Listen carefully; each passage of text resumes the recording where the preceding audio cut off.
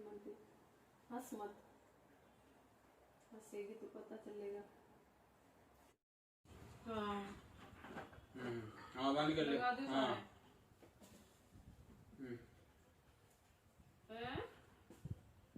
हाँ ले जाओ। रणजीत जी को तो नाम दिए मैं खुद दिए। रणजीत जी को तो मैं इसमें अमर से ही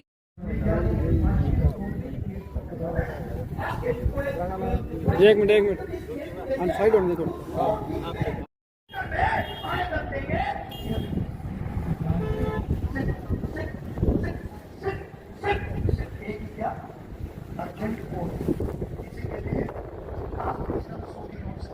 हमारी 11 सूत्री मांग थी जो हमने सरकार को अवगत कराया था।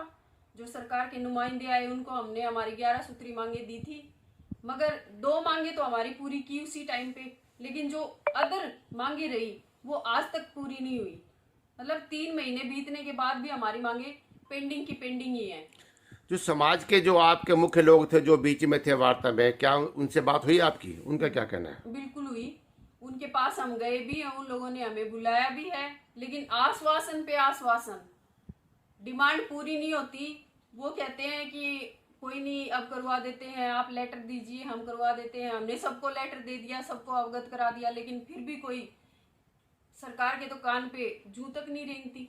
बाकी नो कैसी कौन सी मांगे जो बाकी रही है आपकी? मुख्य तो हमारी रही कि जैसे जो मुआवजा बोला गया था ना, तो वो मुआवजा मिला। फिर गवाह है हमारे मैन जो इस केस में गवाह है मुख्य, उनको कोई भी सुरक्षा आज तक उपलब्ध नहीं हुई। अदर में भी बहुत सारी डिमांड है जो हमारी पूरी नहीं हुई है। एक नौकरी की भी डिमांड थी आपकी? बिल्कुल है। हथियारों की डिमांड थी, लाइसेंस की? हथियारों की लगभग हमारी हो चुकी है, लेकिन जो नौकरी की है और जो अजीत के परिवार से उनकी वाइफ है वो भी मतलब इस स्थिति में नहीं है कि वो परिवार को चला सकें। उनका परिवार भी बहुत दुखी है, क्योंकि घर में कमाने वाला जब चला जाता है ना तो बहुत मुश्किलें आती हैं। उनके परिवार में भी कमाने वाले वही थे और मेरे परिवार में भी कमाने वाले मेरे पति थे। तो अब एनआईए की जांच हो रही है इसके अंदर, आप संतुष्ट हो जांच से? अभी तो एनआईए की जांच कोई जांच में जांच नहीं है, क्योंकि जो अपराधी पकड़े गए थे वो राजस्थान पुलिस ने ही पकड़े थे।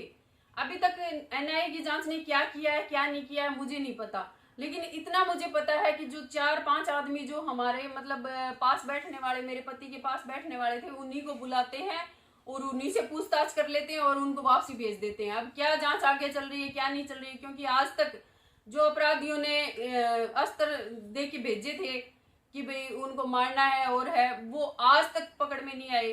फिर वो फेसबुक से जारी किया था रोहित गोदारा कि सुखदेव सिंह को मराने के लिए मैंने मरवाया उसे, उनको भी नहीं ला पाई। तो एनआईए की जांच से कहाँ संतुष्टि मिले हमें, क्योंकि कहते हैं ना एनआईए की जांच को अथॉरिटी होती है, विदेश में जाकर के वो पकड़ के लाती है क्रिमिनल को, फिर क्यों नहीं लाती? ये जांच कहाँ जा रही है कहाँ नहीं जा रही है मुझे समझ में नहीं आ रहा। मैं संतुष्ट होती तो मैं न्याय यात्रा नहीं निकालती। न्याय यात्रा का मतलब यही है कि मतलब मुझे न्याय मिले, मेरे पति को न्याय मिले, क्योंकि अन्याय तो हमारे साथ भी हो रहा है ना। जब तक वो हत्यारे बाहर घूमेंगे वो हमारे लिए हमारी खुद की मौत है। वो हत्यारे बाहर घूम रहे हैं, इसका मतलब सुरक्षित तो मेरा परिवार आज भी नहीं है, कभी भी कुछ भी हो सकता है। तो फिर सरकार ध्यान क्यों नहीं देती? एनआईए की जांच दी है तो उनको लाओ ना पकड़ के। तो कल आपकी न्याय यात्रा शुरू होगी, उसका क्या रूट रहेगा? रूट तो गोवा मेडी से मैं शुरुआत करूंगी, स्मृति स्थल से। वहां पे चलने के बाद में भादरा से सावा से तारानगर और फिर आगे चलती जाएगी। आपके साथ और कौन प्रमुख जो यात्रा में शामिल रहेंगे? देखिए प्रमुख मैं नहीं जानती मेरे साथ कौन आएगा कौन नहीं आएगा, लेकिन मैं इतना जानती हूँ कि मैं और मेरी बेटियां हम शुरू हैं।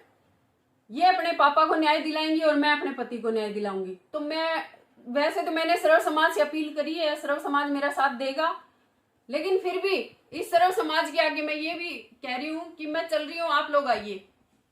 तो न्याय यात्रा जयपुर पहुंचेगी, उसके बाद में क्या कार्यक्रम रहेगा? कोई ज्ञापन दोगे या सरकार को क्या कार्यक्रम रहेगा? नहीं, अब ज्ञापन वाली बात नहीं है। अब तो करणी सेना ने ज्ञापन देना नहीं सीखा, करणी सेना ने हाथों हाथ अब रिजल्ट लेना सीखा है। तो हम वहां पे ज्ञापन देने के लिए नहीं जाएंगे, हम तो घेराव करेंगे, फिर सीएम हाउस का घेराव होगा।